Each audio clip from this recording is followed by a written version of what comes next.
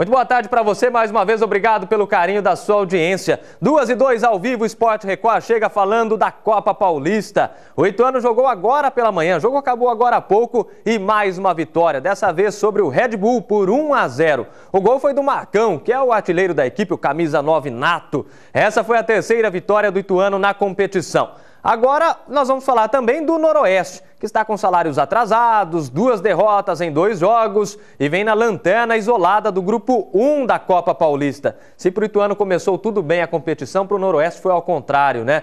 Essa é a situação do Norusca, que enfrenta o vice-líder da competição do grupo, o Rio Preto, neste sábado, às 4 da tarde. O jogo será no estádio Alfredo de Castilho, em Bauru. O técnico Edinho Machado tenta driblar aí o reflexo dos problemas internos do clube, apostando na força de vontade do time e nessa mescla de atletas jovens e experientes que chegaram como reforços.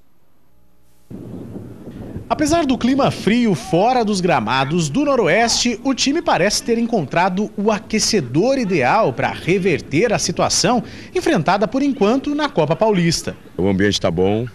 Tá independente do que está acontecendo administrativamente, o vestiário nosso está blindado, é importante que se fale isso. E a gente espera que nesse sábado a gente consiga reverter essa situação, já que a primeira partida nós jogamos bem, acabamos derrotados.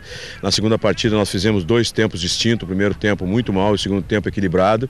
E esperamos que nesse terceiro jogo já tenhamos possibilidade de apresentar um futebol de maior competitividade, de maior participação de todos dentro do campo e que a gente consiga fazer uma bela apresentação. Neste sábado, o time encara o Rio Preto pela terceira rodada do campeonato. Até agora, o Norusca só perdeu, está em último lugar do grupo sem nenhum ponto. Mas isso não é motivo para desanimar, não. Afinal, a Copa só está começando e reflexo de tanto ânimo está no treino, o último realizado antes da partida. Para Edinho Machado, técnico conhecido no futebol paulista, agora não é hora de pensar em título, mas ao contrário, caminhar dando passo a passo em busca dos objetivos. E o primeiro deles é, claro, conseguir a classificação entre os 4 melhores para a segunda fase. Além do bom clima entre jogadores e comissão técnica, reforços têm chegado ao clube para apoiar o elenco na busca por bons resultados. É o caso do Hernandes. Minha única motivação é chegar e poder ajudar, então a expectativa é as melhores possíveis e eu tenho certeza que o Hernandes veio para somar. Como a esperança é a última que morre, o elenco conta com o apoio da torcida para empurrar a maquininha, sem deixar, é claro, que os problemas que ainda existem extra-campo prejudiquem o desempenho do time, como, por exemplo, salários atrasados e falta de investimentos. O título é consequência de um trabalho. Nós estamos procurando trabalhar primeiro para classificar o Noroeste entre os 4 nessa primeira fase. Após essa classificação, nós começaremos a pensar em outro objetivo. E não se pode comparar participação de anos anteriores, porque a história do futebol ela vai sempre ao contrário. Então nós temos que trabalhar com o pé no chão. Nós estamos fazendo um trabalho de reorganização do clube para o ano que vem, para tentar o acesso no ano que vem. É lógico que o torcedor quer o título, nós também buscamos isso. Agora temos que ir com o pé no chão por etapa e nosso primeiro objetivo, nossa primeira etapa é classificar o Noroeste entre os 4 dessa primeira fase.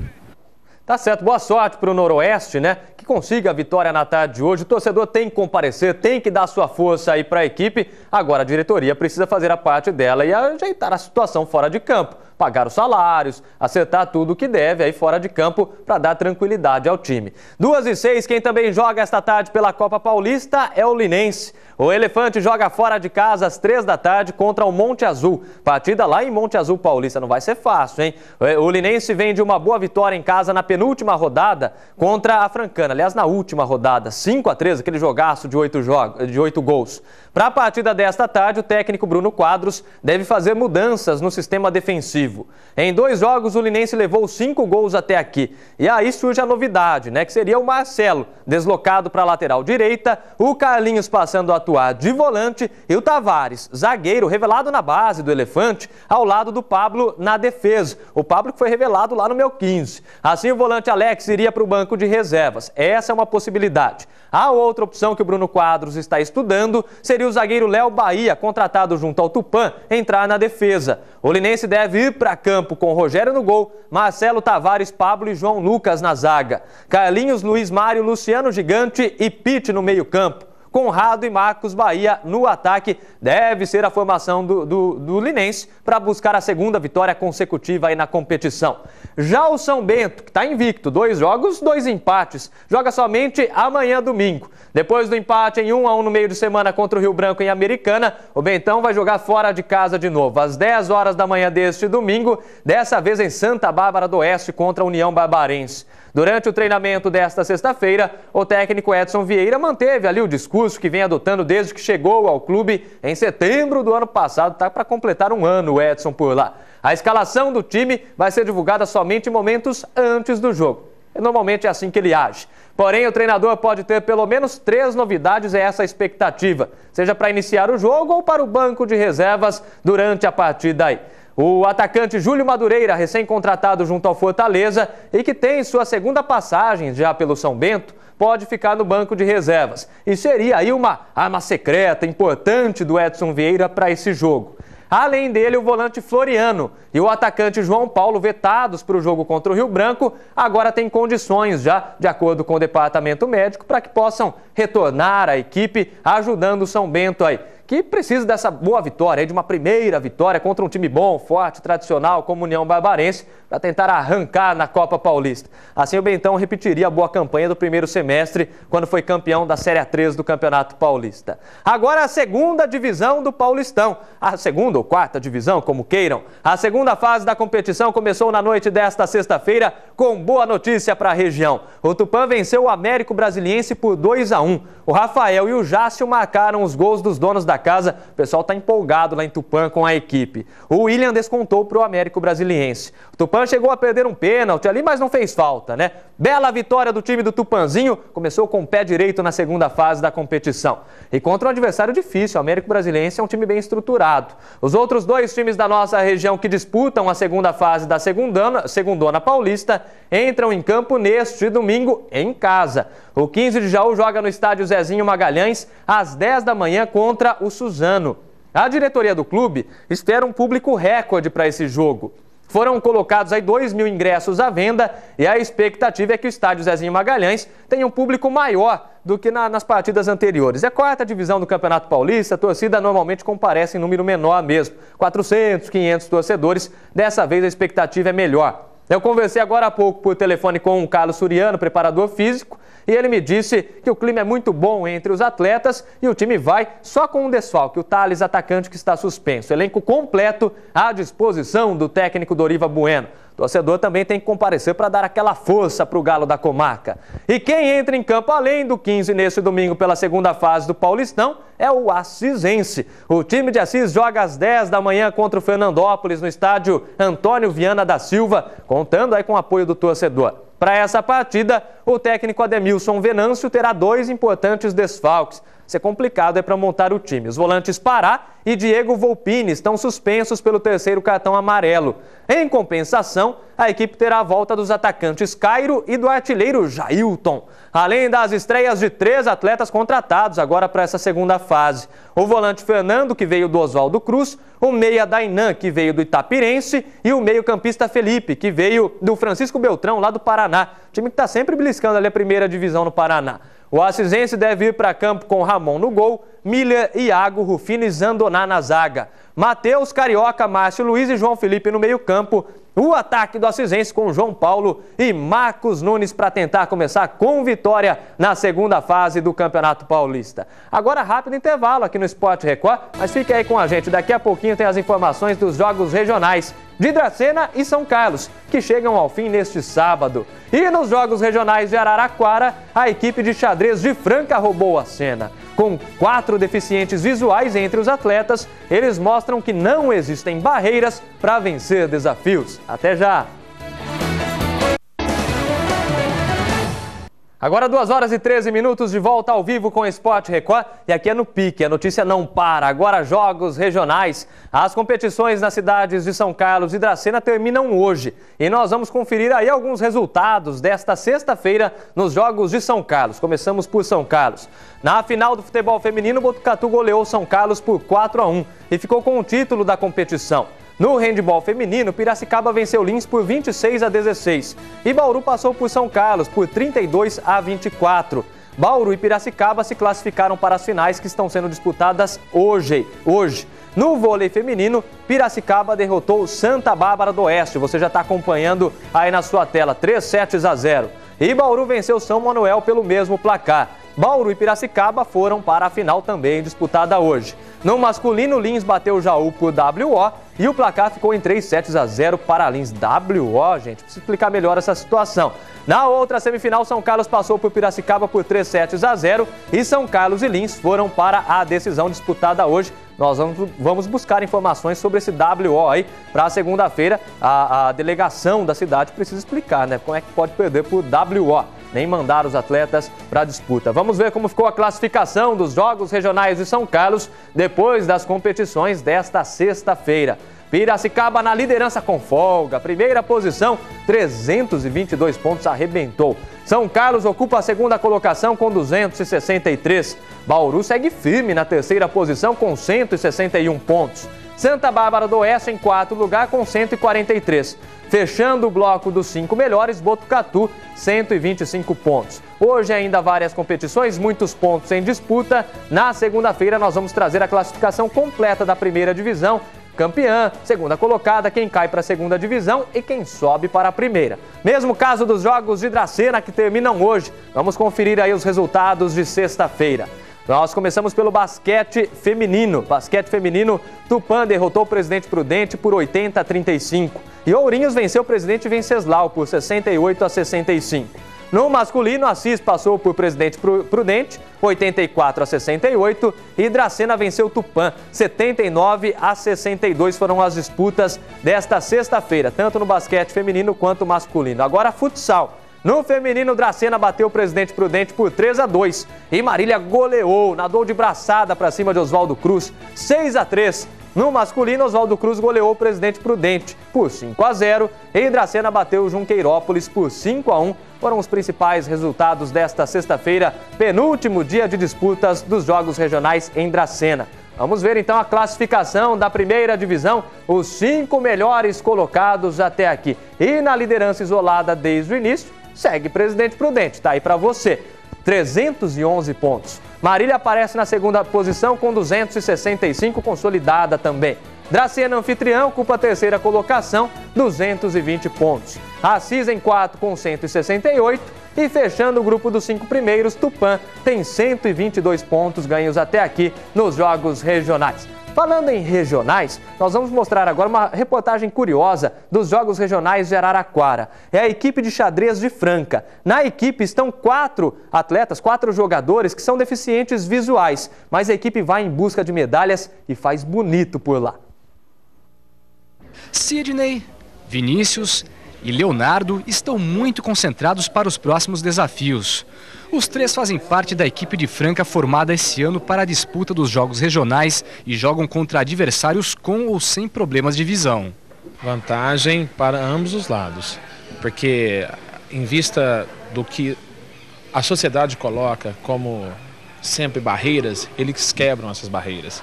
Eles transformam um jogo que poderia ser normal em um jogo extraordinariamente bom, diferenciado. O curioso é a forma como o xadrez é jogado. Cada enxadrista tem o total de 1h30 para usar durante a partida. Perde quem esgotar primeiro tempo ou levar um checkmate. Para facilitar a vida dessa turma, o tabuleiro em alto e baixo relevo é adaptado às necessidades deles. Assim como as peças que, além de terem uma marca para diferenciar os dois lados, recebem também um encaixe no tabuleiro para não cair durante os movimentos. Pela regra, os adversários fazem o mesmo jogo, só que em tabuleiros diferentes para não atrapalhar a movimentação durante os lances. Agora, Leonardo, como é que vocês fazem para identificar as casas e as peças que elas estão? Bom, o tabuleiro do xadrez, as casas são identificadas por letras e números, que formam uma coordenada.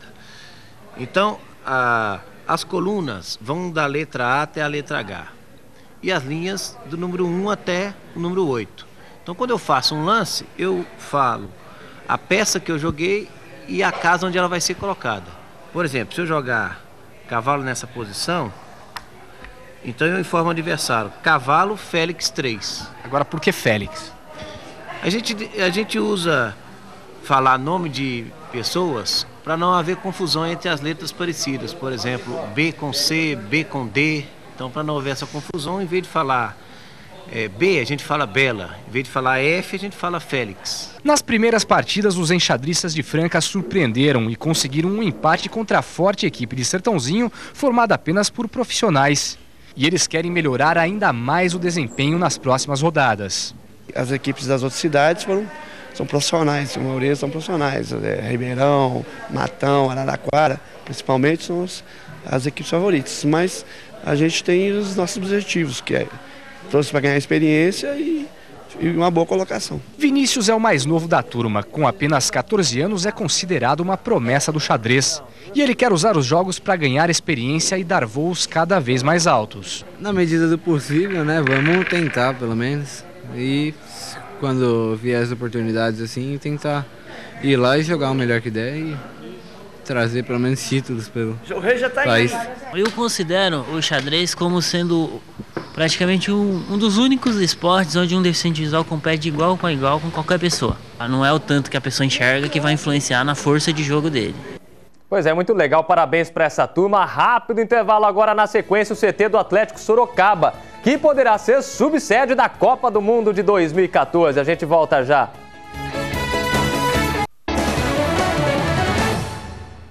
Voltamos com o Esporte Record, mandando um forte abraço para o Adriano, que já conquistou muitas medalhas aí no tênis de mesa. Hoje não compete mais, mas é fã de esportes, é ponta firme, está sempre ligado no nosso Esporte Record. Obrigado a você de casa em toda a região ligado no nosso programa. Olha, vamos para Sorocaba agora, que é uma das cidades candidatas a receber seleções durante a Copa do Mundo do ano que vem. O centro de treinamento do Atlético Sorocaba, que é muito bacana, está em obras. O objetivo é dobrar a capacidade de hospedagem para atender às exigências da FIFA. Precisa aumentar um pouco essa capacidade. Os representantes de algumas equipes já estiveram no local para verificar a estrutura do clube e ver se alguma seleção tem condições de se instalar por lá. Seria muito legal, né? Sorocaba, subsede da Copa do Mundo de 2014. Vai! Tranquilidade, ar puro, paisagem e qualidade dos campos de futebol são alguns dos atributos do centro de treinamento do Atlético Sorocaba para conquistar uma seleção que vai participar da Copa do Mundo.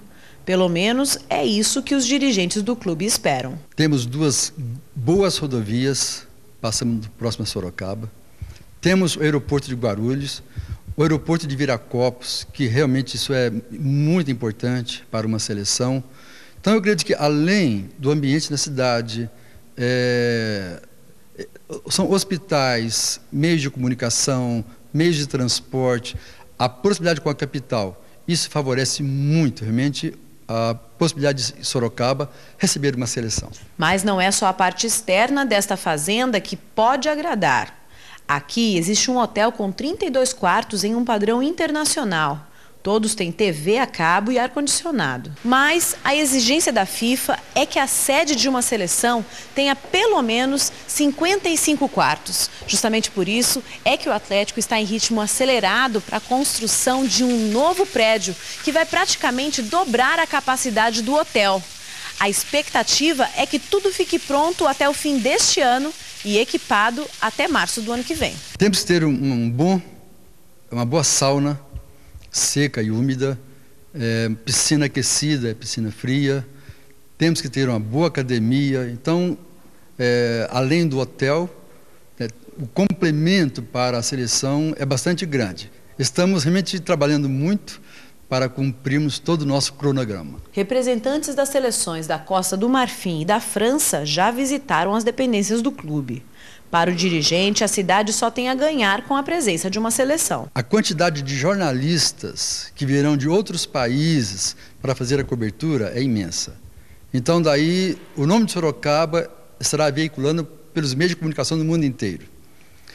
Também, eu acredito que torcedores que moram próximo a Sorocaba estarão vindo ver a seleção treinar, estarão vindo aqui receber os jogadores.